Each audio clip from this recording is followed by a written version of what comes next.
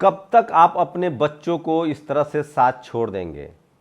लक्ष्मण यादव को नौकरी से निकाल दिया जाता है, डॉक्टर रितु को नौकरी से निकाल दिया जाता है, रोहित वेमुला, हम सब उसका दर्द भूले नहीं हैं।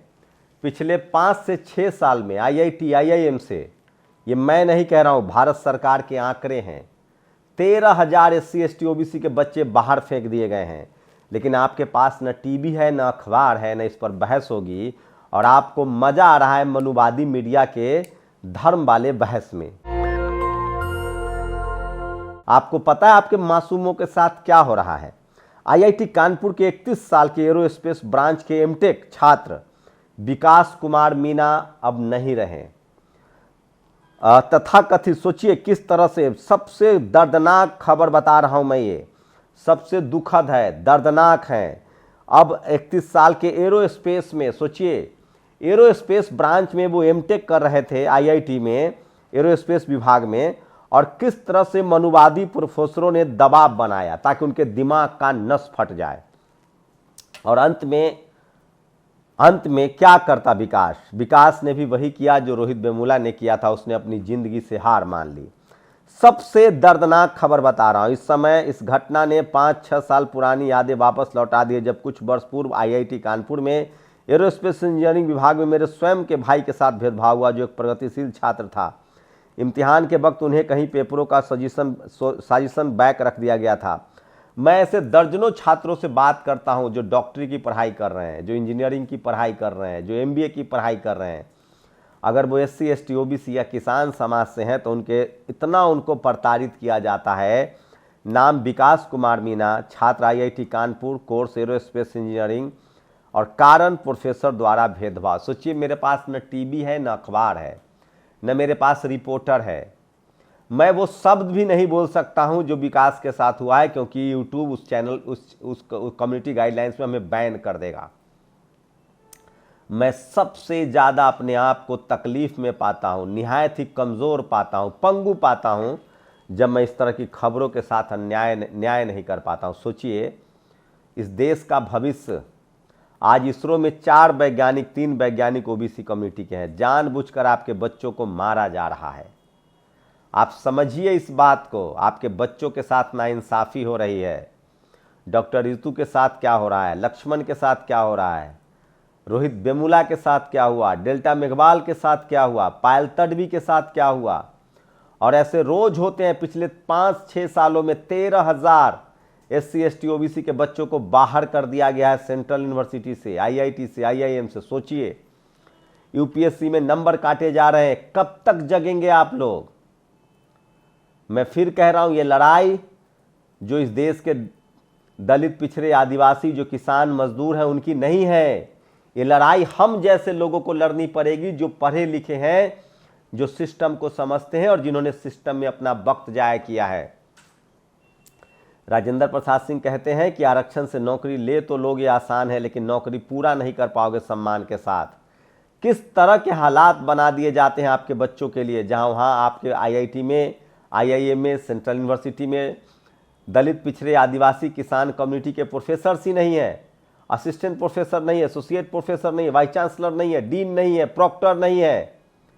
कब्रगाह बन गया है हमारे बच्चों के लिए, और इसीलिए क्योंकि हम सब चुप हैं। मैं अभी भी गुजारिश कर रहा हूं, आप सब लोग ट्वीट कीजिए, और एजुकेशन मिनिस्टर को ट्वीट कीजिए, प्रधानमंत्री को ट्वीट कीजिए, इस खबर को सोशल मीडिया पर वायरल कीजिए। बहुजन समाज के लिए सबसे बड़ी खबर है, नहीं तो आप किसी लायक नहीं बचेंगे। आप सिर्फ चढ़ावा चढ़ाने के लायक बचोगे। तुम्हारे बच्चे, तुम्हारी नस्लें इसी तरह से बर्बाद कर दी जाएंगी, और तुम लाचार, बेबस मनुवादी चाहते हैं कि तुम ड्राइवर बने रहो, तुम सब्जी बेचो, ठेला चलाओ, रिक्शा चलाओ, मजदूर रहो, सड़कें बनाओ, फैक्ट्रियों में मजदूरी करो, ताकि वो तुम पर अधिकार जमा सके। वो नहीं चाहते हैं कि तुम college, university, media, judiciary, bureaucracy में जाओ। तुम्हारे बच्चों को कॉलेज से बाहर निकाला जा रहा है। जो बच्चा, एक तो बहुजन समाज के पास पैसा नहीं है, संसाधन नहीं है, किसानों के बच्चे IIT IIM में ऐसे ही कम जा पाते। और सोचिए जो मेहनत से, किसी तरह से तकलीफें उठाकर इस तरह के इंस्टीट्यूशन में चले भी जाते हैं, तो वहां बैठा हुआ है कोई अंगूठा काटने के लिए, वहां बैठा हुआ है कोई गर्दन काटने के लिए, और ये सब कुछ जाति के नाम पर हो रहा है। मैं फिर कह रहा हूं, इस देश में SC ST OBC किसानों को समझना पड़ेगा, अल्पसंख्यक समाज को समझना पड़ेगा, और ये लड़ाई आगे बढ़ानी पड़ेगी। ये मौका है।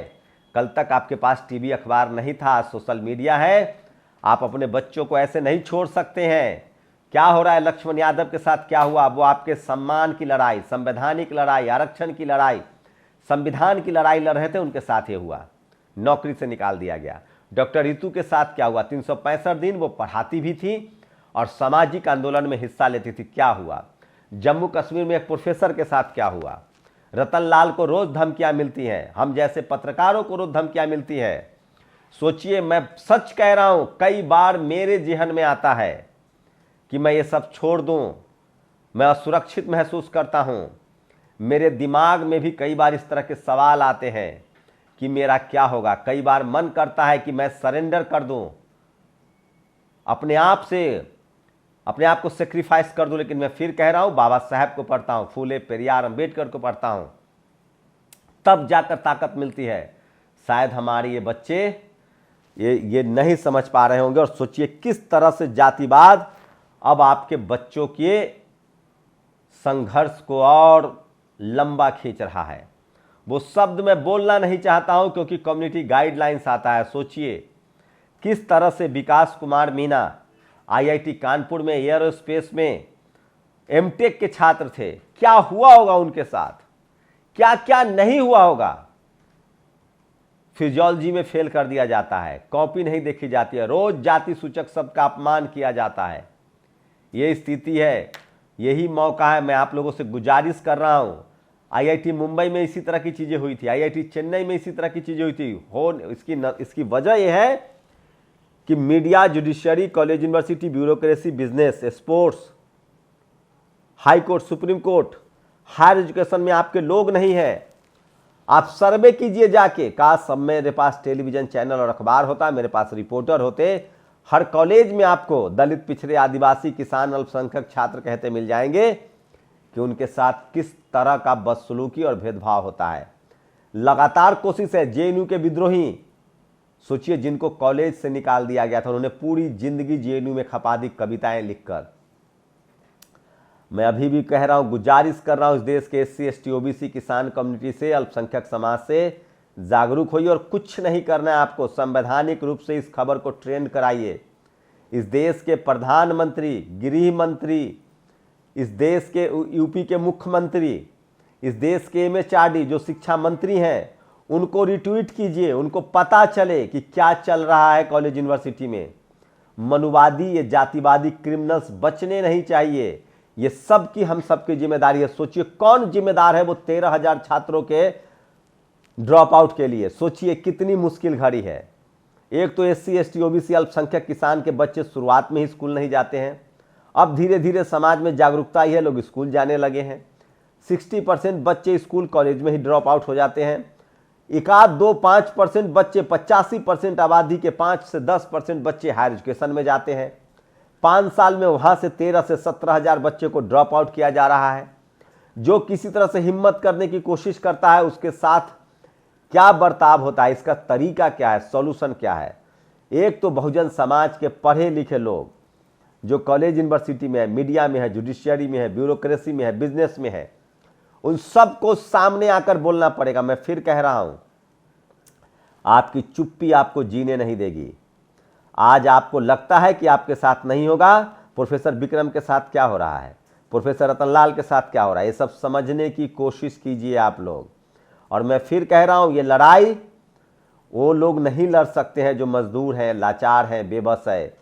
ये हम जैसे पढ़े लिखे लोगों की जिम्मेदारी है, जो ट्विटर पर है, फेसबुक पर है, एक्स पर है, यूट्यूब पर है, सोशल मीडिया पर लिखिए, इसको ट्रेंड कराइए। कब तक हम अपने बच्चों को मजबूर, लाचार और बेबस छोड़ देंगे।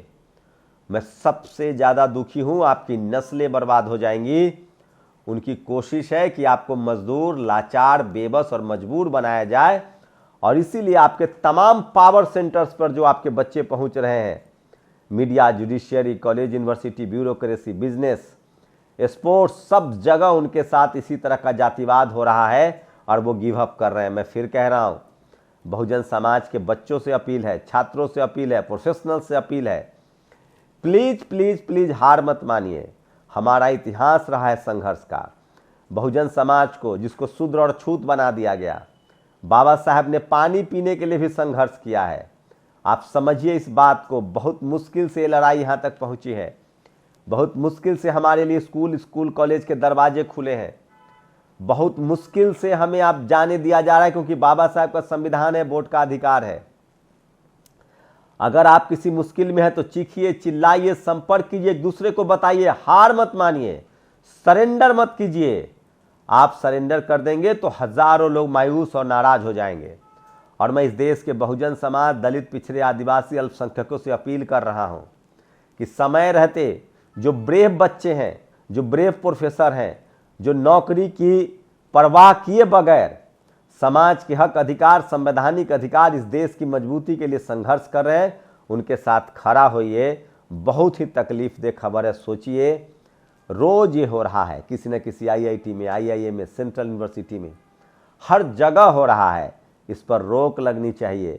और मैं फिर कह रहा हूं, सोशल मीडिया है, तमाम प्रोफेशनल्स जिनके पास भी फेसबुक है, यूट्यूब है, एक्स है, आप अपनी तकलीफें वहां बयां कीजिए, हम लोगों से संपर्क कीजिए, हौसला रखिए। और हम जैसे तमाम पढ़े लिखे लोगों की जिम्मेदारी है कि और कोई इस तरह की घटनाएं न हो, इसके लिए कैंपेन चलाइए। प्रधानमंत्री नरेंद्र मोदी, इस देश के गृह मंत्री अमित शाह, इस देश के शिक्षा मंत्री और योगी आदित्यनाथ जी को टैग कीजिए। हमें संवैधानिक तरीके से अपनी आवाज उठानी है। शुक्रिया। नेशनल दस्तक की आपसे गुजारिश है कि अगर इसको बचाना चाहते हैं तो नेशनल दस्तक को सब्सक्राइब करने के लिए रेड कलर के सब्सक्राइब बटन को दबाएं, फिर बेल आइकन की घंटी दबाएं। नेशनल दस्तक को बचाने के लिए बहुत जरूरी है कि हर खबर को शेयर करें, लाइक करें, कमेंट जरूर करें।